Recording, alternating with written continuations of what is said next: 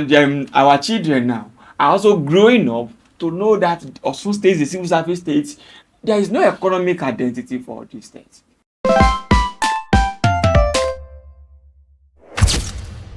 Hi everyone, it is another very beautiful day. Welcome to another edition of Insightful Moments. My name is Jare Tiamiyu.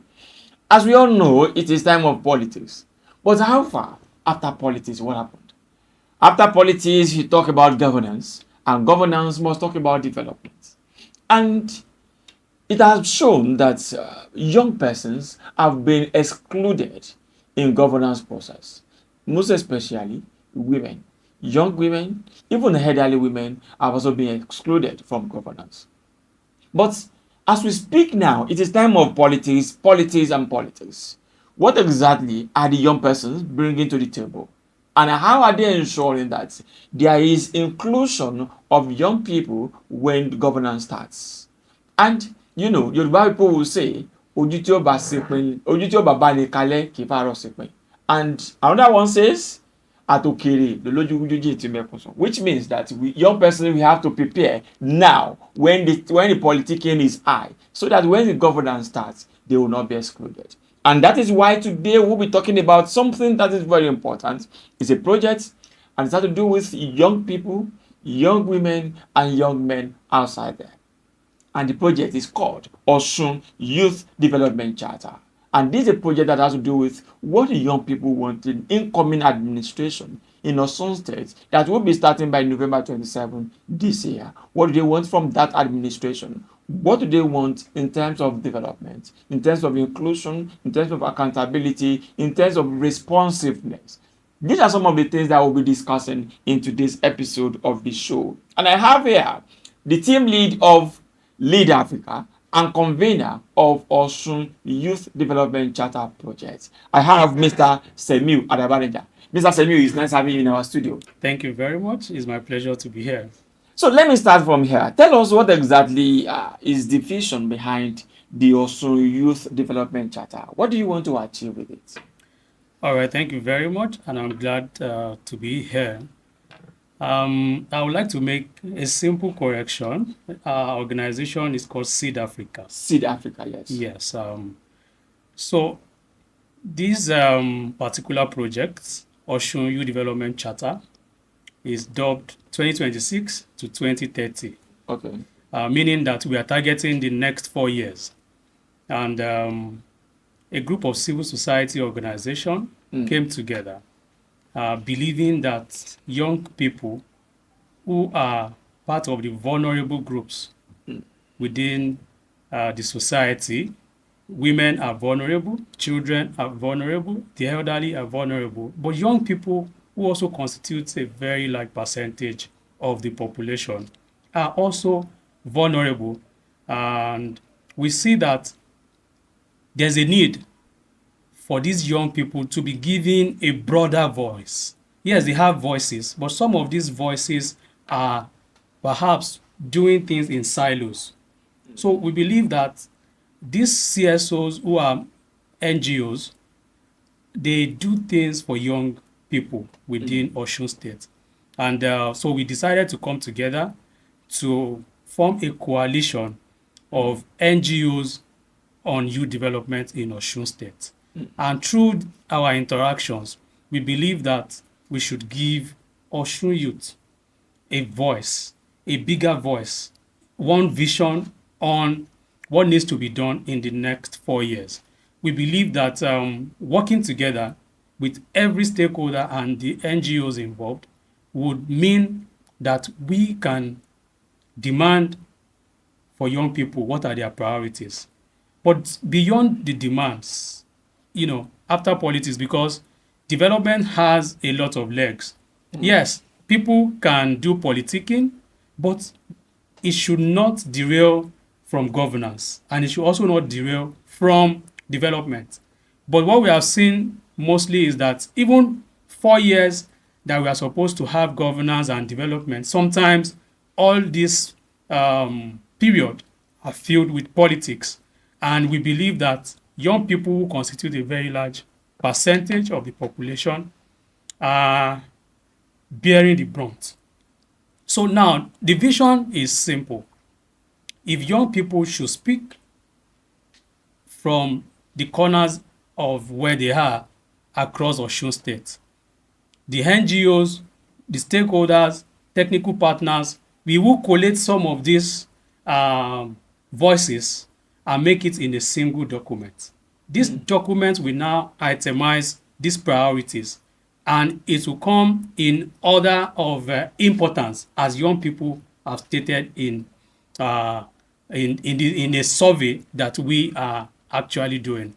So after documenting these priorities, we would make sure that we hold the next administration accountable for it and make sure that young people continue to track progress if these priorities are being met in the next 4 years. So every year within the 4 year, we want to have what we call annual youth report for Osun State to say the government has done this in this year.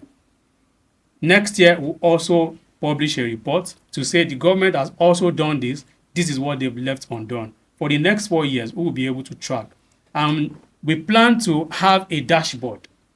Okay. Dashboard for tracking these priorities that young people can go online, watch what the government has done within these 4 years. So to make sure that young people contribute their voices, we did a survey.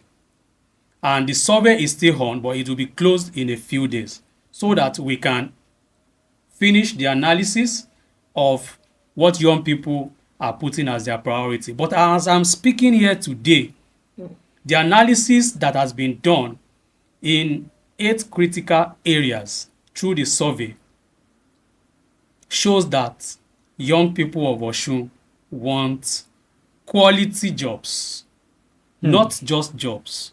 They want quality jobs, jobs that give them, opportunity to be able to fend for their families, job that give them security, job that also give them opportunity for a career path, not just job as a cleaner. Yes, sometimes some menial jobs. Not the OES. Yes, to be frank, we should, to be in all frankness, we should have moved from 0 years as of now. Because if we look at the situation of the country, there are certain parameters you look at when you want to consider a job befitting enough. It is not just about the income. Yes, the income is one. Does that job come with other benefits? Because sometimes when you go out of your home and people ask you what type of job do you do, does this kind of job give you joy to be able to say this is the type of job I do? So a job that diminishes you, of 30,000 a job that diminishes you is not a job you should be doing for long. Yes, we want people to understand that there is pride in labor. Yes, you can enter the labor market with many jobs, but it is not a job you should do for long, and you should not be proud that you are giving to young people of Osun State. No. It can just be an entry point for them to understand, how you can wake up early, go to job, be under a structure and all that. But you cannot be there 2-3 years and you believe that that is a good job that you can be proud of to have given to your people. No. We want quality jobs that the income will be way more ahead of the minimum wage, especially for graduates. Those who are not graduates, yes, get jobs that can fend for them, get jobs that they can be proud to say that they're doing, then jobs that they can also build a career path out of it in the long run. If I may ask you, I have some questions here that I want to ask, but let me start from this. When you were speaking, you talk about young people, and the survey is already online there. How are you reaching out to the young persons in informal sector? Because the hairdresser there, the barber there, the vulcanizer there, the mechanics, these also constitute a large chunk of the young population. How are you reaching out to them to ensure they are also part of this process? Okay, when we started this process, we made sure that every young person that has a phone and internet can access osunyouthcharter.org from anywhere you are. That's one. The other day, we also did what we call street storming. We entered the streets, did some advocacy for some of these informal workers that you have also mentioned, and we told them to be able to go on the website and also fill their form. Then we also brought on board FIWON, that is the Federation of Informal Workers of Nigeria, because they have an umbrella body that works with all these people in the informal sector. And the stakeholder engagement we had some days ago, the youth coordinator of FIWON was actually there, and he has been reaching out to their people as well. So we believe that being able to go through a stakeholder, the leader they have, especially the young persons amongst them, they will be able to also use this platform to contribute to the survey.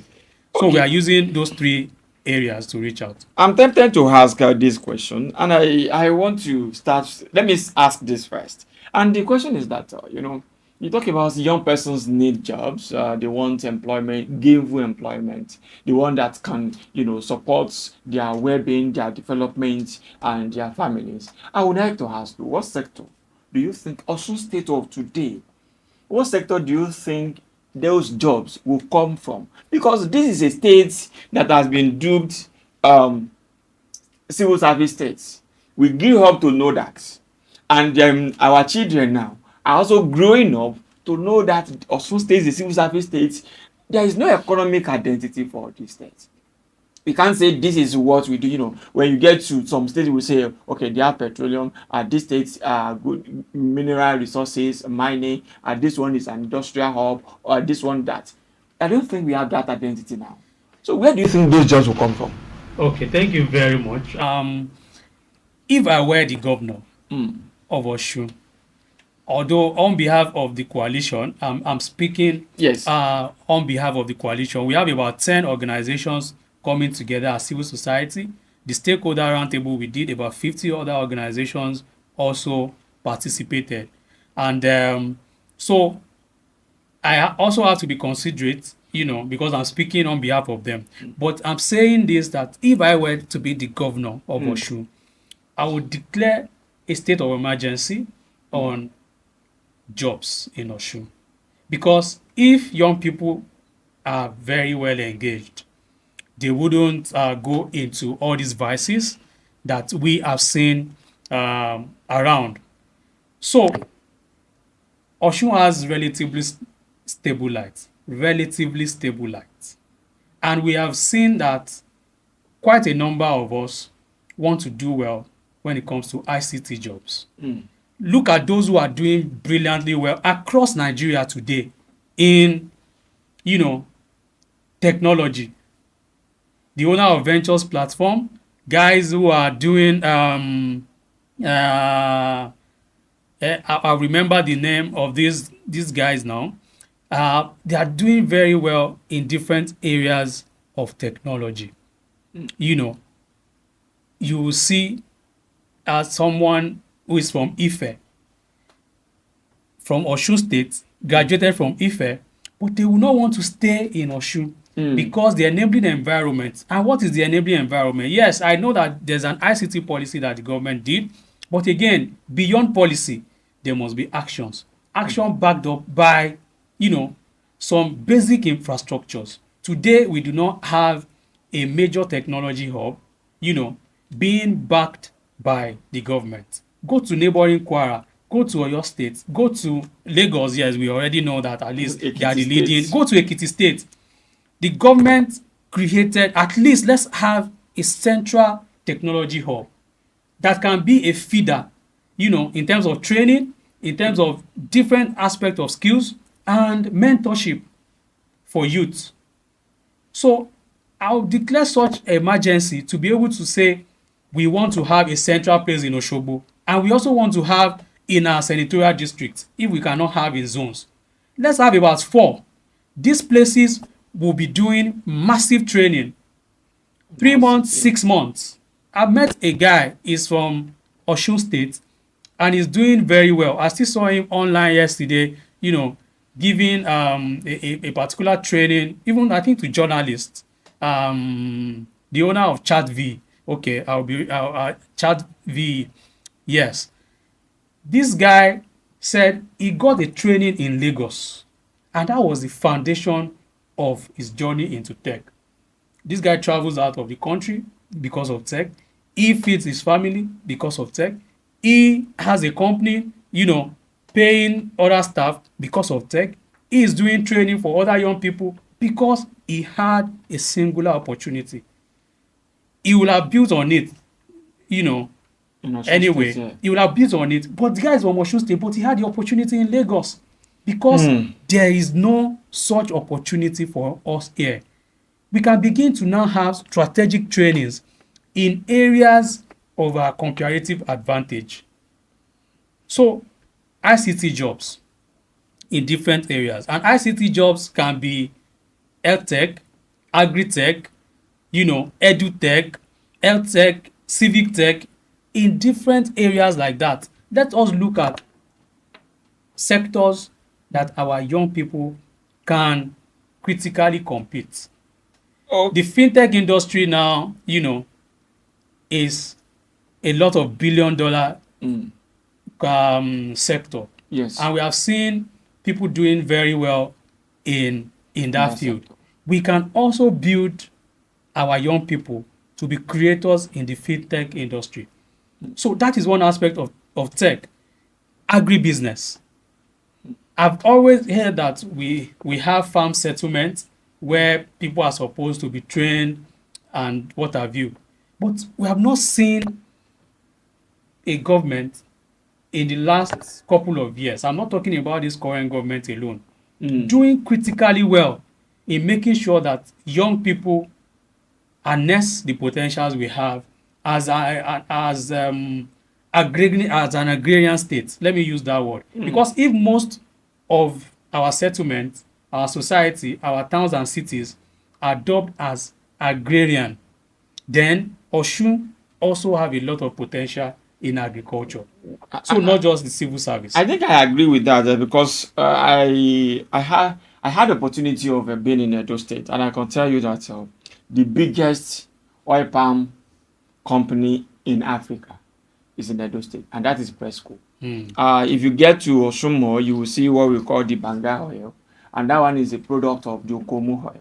Okomu's farm is bigger than the whole of Osogbo as a state capital, even joining with Jare, because it's a very big farm settlement. And I can tell you, in just one of their estates, they have more than 5,000 workers. Something like that. We have that land while Yes, we going have we towards the have we world. have we have it. So don't you think the government must, look into investment into this agri beyond the subsistence farming that we have? Very well. And a few years ago, I think we were happy when we heard that the government was procuring some tractors and also having some policy new direction as far as agriculture is concerned. But again, uh, we don't know why that really did not happen. So we believe that anybody who comes in for the next administration must critically look at that area in terms of, okay, we have land, we have young people who are willing to work. Just make sure that you are able to provide enabling environment for private sectors to come in.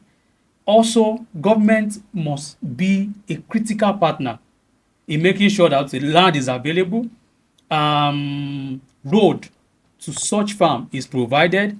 Then some people also talk about light infrastructure, for them to be able to not only harvest but even process. Yes.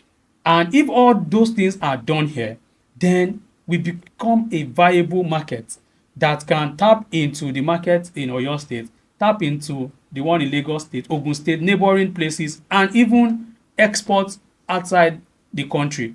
So if the government can provide that, then you can now look at investors who can bring in their money and invest massively in this area, and you will not leave them alone. You would do oversight to make sure that the major reason why such investment is being made and some concessions are given to such private entity, the major objective is not defeated.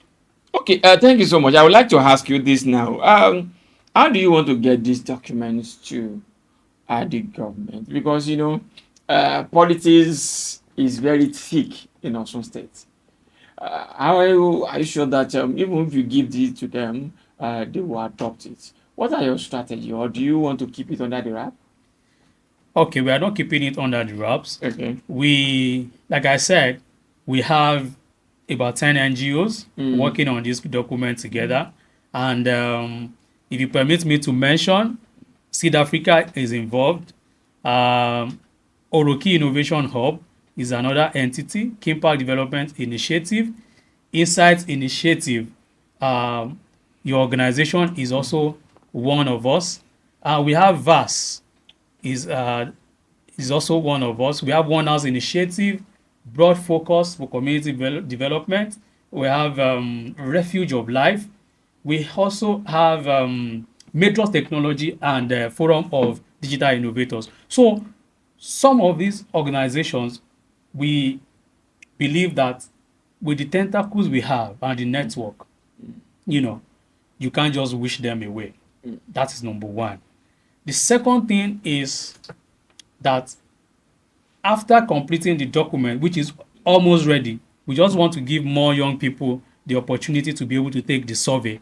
The stakeholders roundtable has been done, and the compilation of the recommendations are also almost ready.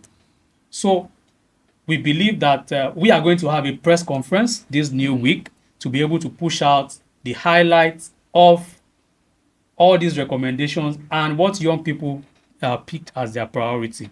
Then everywhere is thick now. You can see how debates are being cancelled. We believe the atmosphere, the political atmosphere, is quite tense.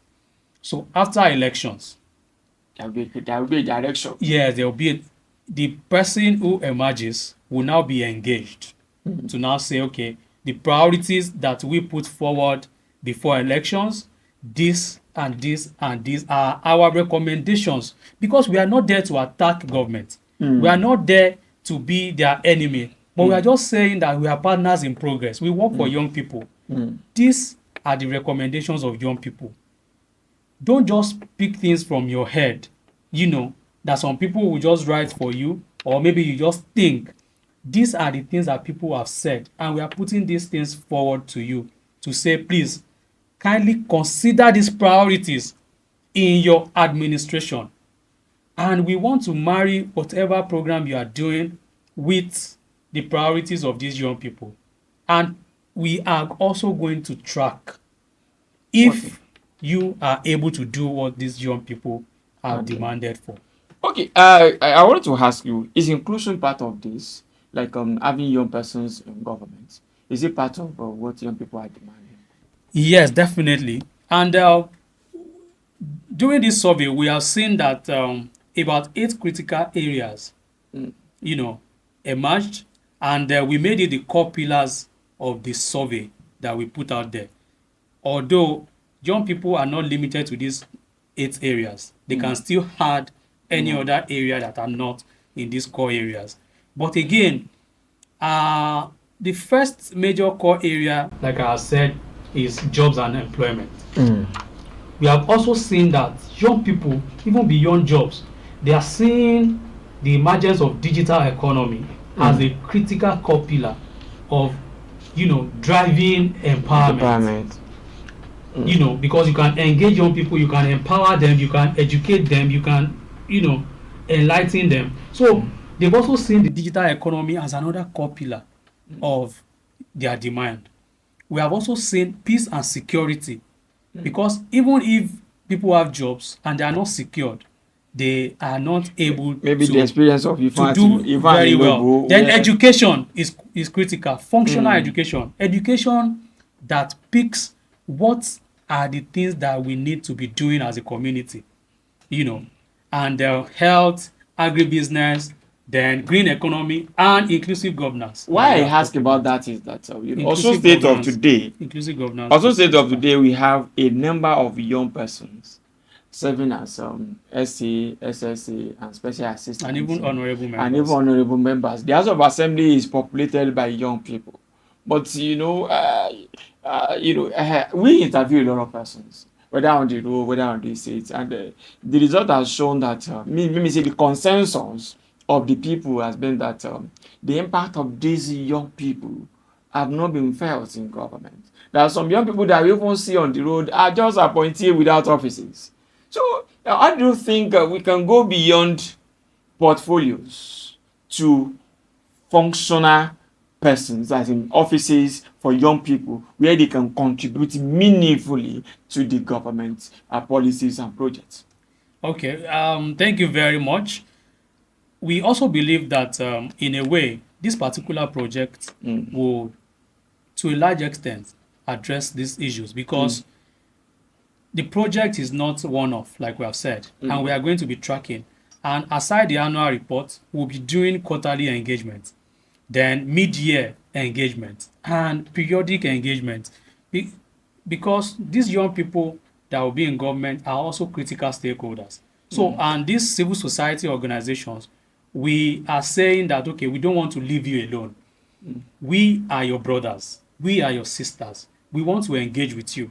We are not attacking you, but we want to look at areas where we can also support with our experience, with our fieldwork analysis to now say, okay, why don't you look this way? Do you have challenges? Even when you are, because people in government too have challenges. You Sure. just look at them and say they are not performing. But do you have challenges? What ways can civil society come in? Because if you are in a government and you have challenges, you may not be able to talk against that government. But civil society can say, in a way, to say the young people that you have given opportunity have these challenges. Mr. Governor, look into it. Mr. Speaker, can you look into this and what have you? So we may also work together to help them address some of the challenges in ways that we have capacity to do. And the ones they also have capacity to do, as partners, we will also be able to. So we will also engage people in government who are young people and see all ourselves as critical stakeholders Stakeholders. to make sure that young people in Osun benefit, and those who are being in government will not be an opportunity to abuse others. Because if those who are in government, who are young people, who have been given the opportunity, don't serve well, then what it means is that there could be an excuse not to give other young people opportunity in the future. Yeah, I think that is a very good point to anchor this program today. And I believe that, this is one of the things that we need to be talking about. Young persons must move beyond politics and tokenism to being active participants in governance process. And I want to believe that these will put reasonable recommendation on the table of the government, because some of the problem that I have is that when our young people have opportunity of sitting with people in the helms of affairs, what we present to them are not actually the reality of what the young persons are talking about. I don't want to be mentioning, but I know that organizations of young people just met with the governor, and I read the statement presented by the chairperson, and I see that if these are what you are presenting to the governor, it shows what the young people are actually looking for, and that is why some of the people in power may not take young persons serious. And I believe that this will ensure that we have jobs and inclusion of young persons. Thank you so much, Mr. Senor Manager. It's a pleasure. Thank you for having me. I don't know if I can have a parting Okay. shot to Yes. say that young people in Osun State, this is a vision made for you, and you have a say in how you are being governed. So you can still go to www.osunyouthcharter.org to take the survey and add your voice to the vision that we are creating for the next 4 years. Thank you very much. Thank you so much, Mr. Semiu Adabanija. Is the team leader for Seed Africa and also the convener of Osun Youth Development Charter. Thank you so much for being with us today. And I believe that we will continue to monitor what is happening here. You know, we are also part of this, and the development of our state is our priority. Thank you for being part of today's show. My name is Jare Tiamiyu, and I will see you some other time. Bye for now.